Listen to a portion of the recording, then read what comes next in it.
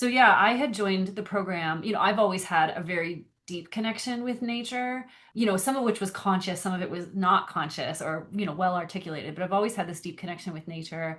I actually have spent a good deal of time. I lived in Peru, so I have some connection to that land as well.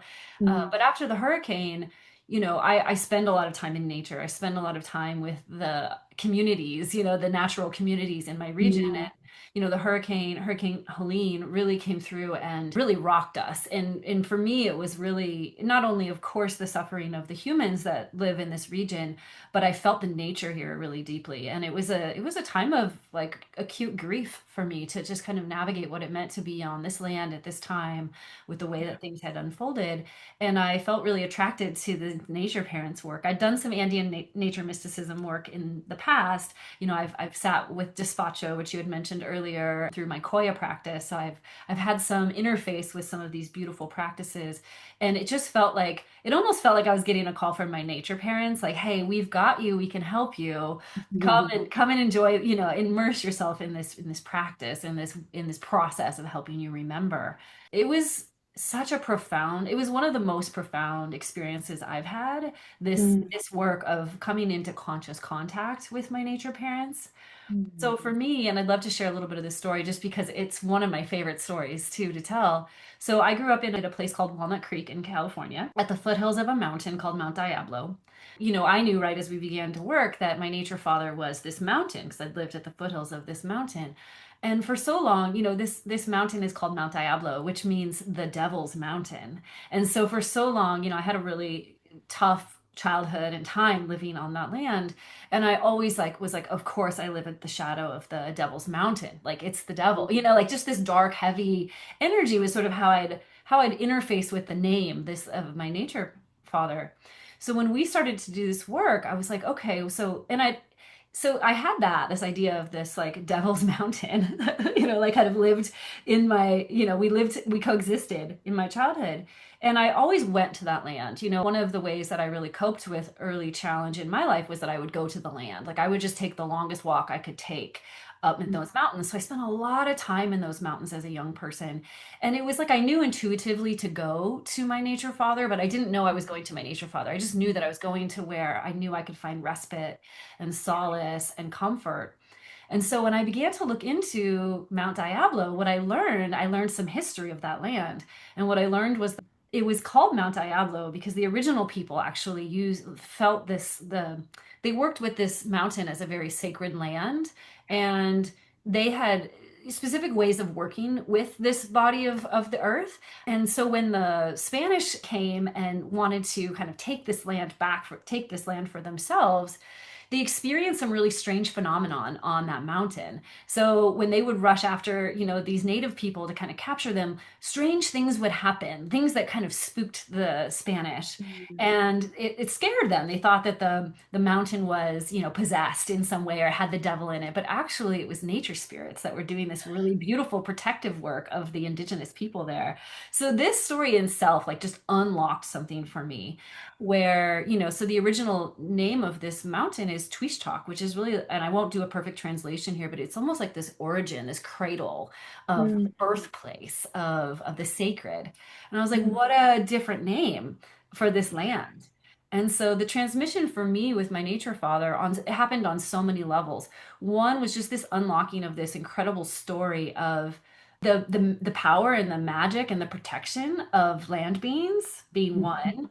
Two, how this quality that sometimes happens in us where we're misperceived or misnamed or mislabeled, that we mm, might be called something like the devil for so mhm, long when actually our truer origin is one of beauty and sacredness. And so there was something in there for me around the travails that I'd experienced living on that land where I felt misinterpreted or mislabeled or misunderstood. And I was like, wow, mm, I was living with this nature father who knows what that's like, who knows what it's like to be misnamed, to be called the devil when in fact it's this most sacred land.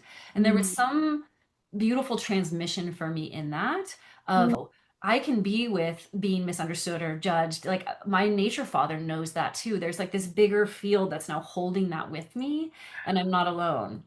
And then I also realized that, and this was obviously with my nature mother, which I'll talk about in a minute, was that I realized, growing up in a in a challenging circumstance, I often felt really alone, like I wasn't really cared for or provided for in a certain way. Mhm. And coming back into contact with my nature father and mother, it was as if I went back through my whole story and I was like, wow, I had this secure connection that I thought was absent, but it was actually always present. And it was with the nature. It was with the nature beings, these ones that were with me my whole childhood. Yeah. They never let me go. Yeah. And so being able to be in conscious relationship with them, I could hear, we could never rescue you or, fundamentally change your life trajectory because it was yours to take, but we were always there. We were Yeah. always with you. We were always witnessing. We were always holding with you.